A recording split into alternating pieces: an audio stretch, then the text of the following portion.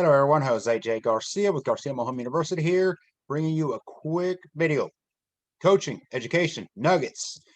All right, so here's the thing. A lot of people are still offering too much money on mobile homes.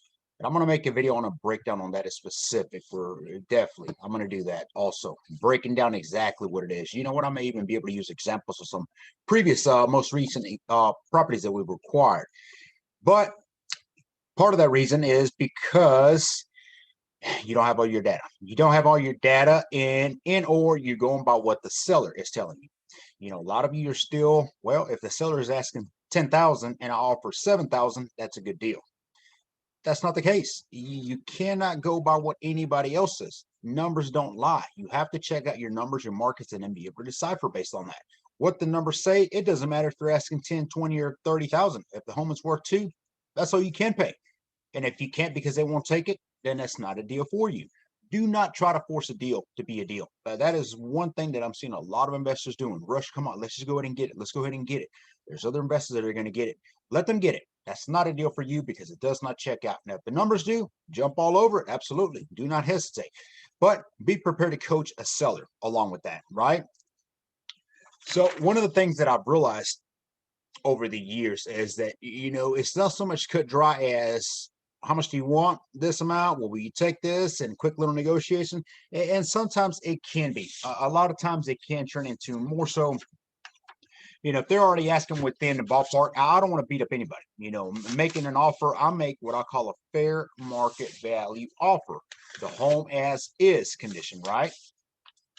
That being said, is that I'm not going to over offer on a mobile home. I'm gonna pay what the market allows and nothing more. But what I am gonna do is I'm gonna explain my offer to them. Be ready to, and some people were saying, be ready to low ball them. I don't like that word, low ball them, because that sounds like you're beating somebody down for a home, and that's not what I want to do. You know, there's many sellers who have to sell. It's not really an option.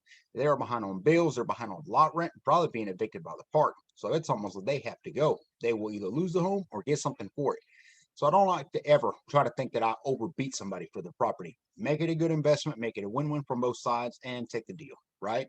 But explaining your offer, and I've said this in many, many videos, explain your offer. Now, some things that you have to explain, okay? Because when you're out there, and again, I always talk about what if you were like a third person, right? And you're overhearing a conversation. The seller says, give me 10,000, you can have it today. The buyer says, I'll give you 2,000.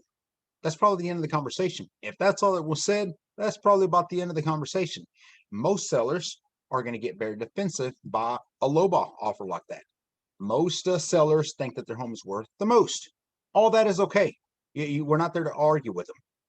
What I do want to do is always make them realize, bring them back to earth is what I call it, right? Bring them back to earth and realize, look, because of, and I will break it down. Now, don't be so quick to immediately start talking even about money. You should have an idea, ballpark about what they want. If you're already at the property, then you've probably already done some due diligence anyway, or so should you have. But you're out there and you're looking at the home, you're looking for specifics. You're looking for damages. You're looking at the roof. Many mobile homes, as you're walking up to them, you can go in and kind of see on top and see some of the damages. If it's shingles, you'll be able to see.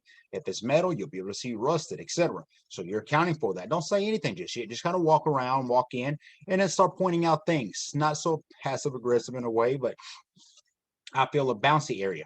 You know, most sellers, when they've been living in their home for years, they kind of learn how to where to walk in a sense. You know, they have soft spots here, soft spots there, and it's like, oh, don't step there, don't step. And they already know this by memory. They can walk through their home in the dark. You, however, you're walking in and you're feeling it. I will point it out immediately. Oh, we're gonna have to replace the floor here. See what I'm doing? I'm pointing these things out. A couple walls, holes, scratches, paint, spading, stains. Maybe they have kids and they allow them to draw with Crayolas, etc. I'll point that out. Oh, we're gonna have to repaint all these walls right here. Okay, that's fine. Let's keep walking and just keep showing, pointing things out. Because towards the end, when we do get outside or in the property and we start talking more so in the sense of numbers, they're gonna get to that. Whether you get to it or not, they will get to that at that point, and you just need to break down at that point.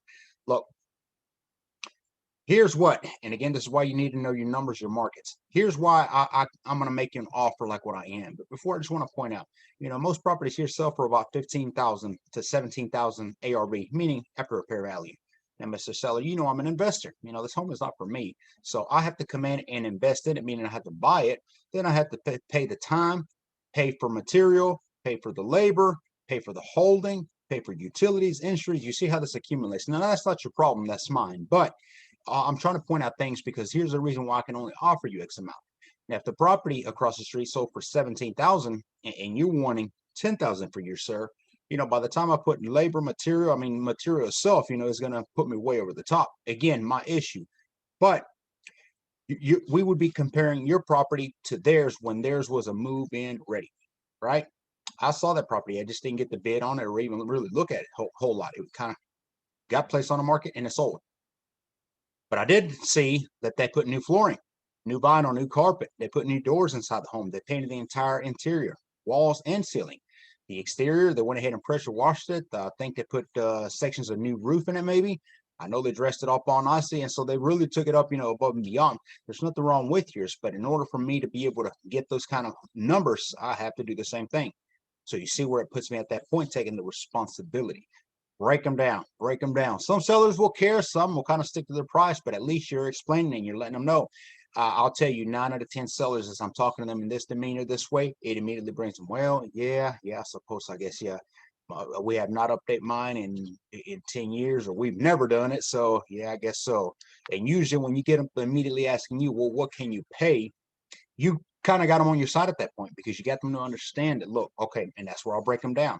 Look, based on the fair market value of your home in its condition, I can offer you 2,500. That'd be about the tops I can pay. Now I can pay closely, of course. So we can close this out quickly and pay you cash if you want. That's plenty fine. Do the paperwork. So offering, make your offer, explain it, and then always, here's something that a lot of investors do not do: put urgency to your offer. You offer them 2,500, right? And they'll say, "I'll think about it." What do you think you're going to go do? They're going to go shop for other offers. That's what they're going to do. Anybody who gives them 2,500 and $2, 2,500 or 2,600 or anything more than what you give them, that's who's going to sell it. That's unfortunate.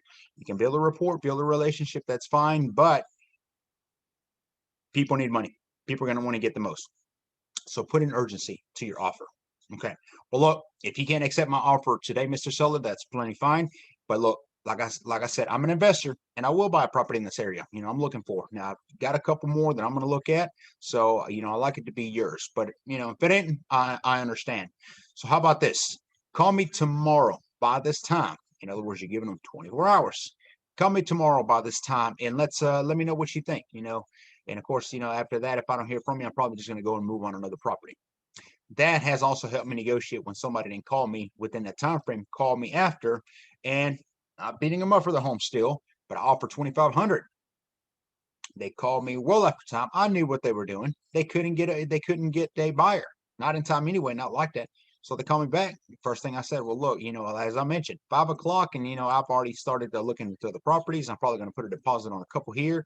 So I thought we had something in agreement there, but well, what can you offer? Well, at this point now, like I said, I got a couple under, my radar. If you want to take 2,000, we can do it. But, again, at this time, it's time sensitive. So we'll take it. So it worked in my favor. 500 less, right? So explain your offer, put a timeline to it, and be human. Talk to them. Make them realize why it is that you're offering what you're offering. Don't just throw numbers. Stop throwing numbers. Then again, if you throw a number and they take it, you offer too much. Okay, the first try should never be an offer accepted. It means you paid way too much money. You could have got it for less. So think on that. But again, as long as you got your numbers down, you should be fine.